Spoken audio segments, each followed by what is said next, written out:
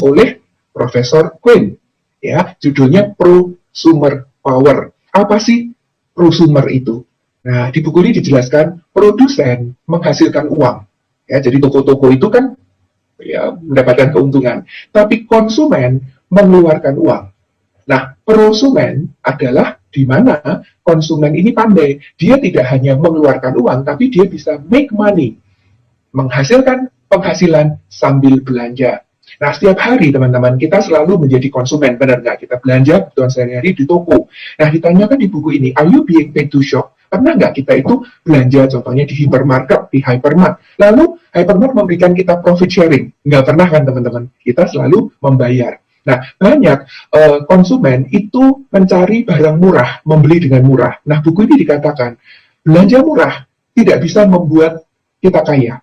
Tetapi belanja cerdas, belanja pintar, smart shopping, itu bisa meng-create wealth. Nah ini, ya, jadi gimana caranya menghasilkan kekayaan atau kemakmuran dengan belanja pintar, bukan belanja murah. Nah, teman-teman, hati-hati.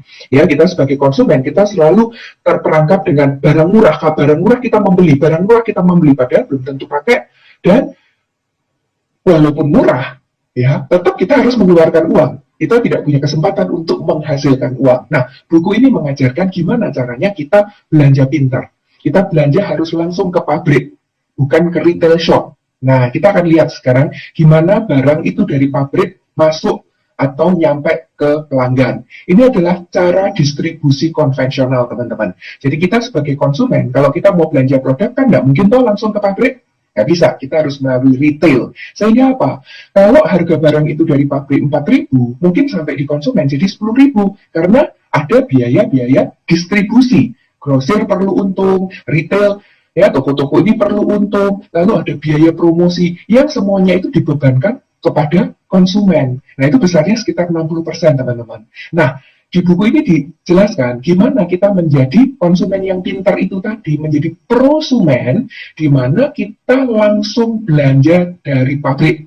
Tidak usah melalui grosir dan retail. Sehingga apa? 60% ini tadi ya akan menjadi hak kita, yaitu 30% profit sharing dari perusahaan dan 30% retailing profit kalau kita menjual pada konsumen. Nah, jadi jangan jadi konsumen, teman-teman. Kita jadi prosumen. Nah, ini yang disebut dengan bisnis P2C, producer to consumer. Nah, di buku itu dijelaskan, ya, kita belanja pintar, langsung ke pabrik, ya, sehingga ada 60% yang kita save, kita ambil. Nah, setelah itu apa? Kita mengajak teman-teman kita juga menjadi prosumen, bukan konsumen yang hanya spend money. Nah, sekarang bagaimana?